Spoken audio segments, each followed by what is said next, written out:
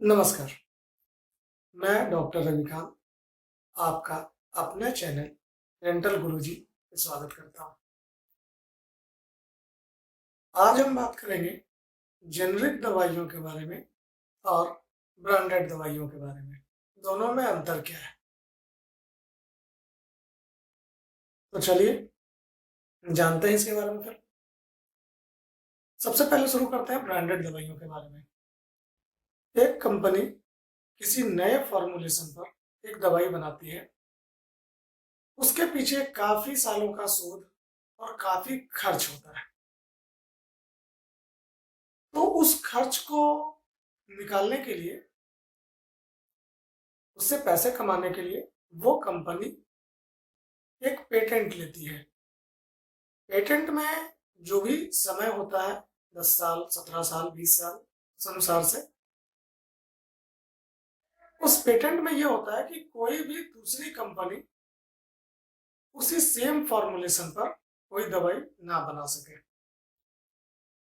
अब पेटेंट ले लेने के बाद वो कंपनी उस दवाई पर अपने किए हुए खर्च को जोड़ के और मुनाफा जोड़ के उसके ऊपर एक एमआरपी, मैक्सिमम रिटेल प्राइस, एक रखती है। अब ये तो ठीक है। अब इसके बाद क्या होता है कि जब पेटेंट खत्म हो जाती है तो वो फॉर्मुलेशन सबके लिए अवेलेबल हो जाता है। कोई भी कंपनी उस फॉर्मुलेशन पर दवाई बना सकती है। तो जो पेटेंट के बाद दूसरी कंपनी उस फॉर्मुलेशन पर दवाई बनाती है वो जेनरिक दवाई होती है। उसका खर्च बहुत कम होता है क्योंकि उसमें शोध पर कोई खर्च नहीं हो रहा है। सिर्फ फॉर्मुलेशन ले लेना है और दवाई फॉर्म कर देना है, बना देना है। तो वो कंपनी उस दवाई का रेट बहुत कम रखती है। इसीलिए जेनरिक दवाई और ब्रांडेड दवाई में रेट का बहुत ज्यादा अंतर होता है। बहुत ज्यादा का अंतर का एक एग्जांपल बताता हूँ कि कैंसर की एक दवाई 8,000 की भी मिलती है और 1 लाख, वही सेम कंपोजिशन 1,08,000 रुपए की भी मिलती है।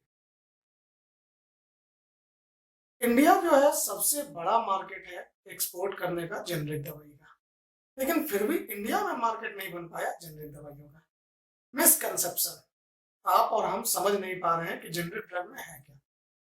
ना तो किसी तरह का इफिकेसी में कोई कमी है जेनरिक दवाई में, सेम एक्टिव कंपोनेंट है। हाँ, सब्सिडरी कंपोनेंट्स अलग अलग हो सकते हैं, उससे कोई मतलब नहीं, लेकिन एक्टिव कंपोनेंट सेम इफिकेसी के हैं, सेम कंपोजिशन है, बस रेट का बहुत ज्यादा अंतर है।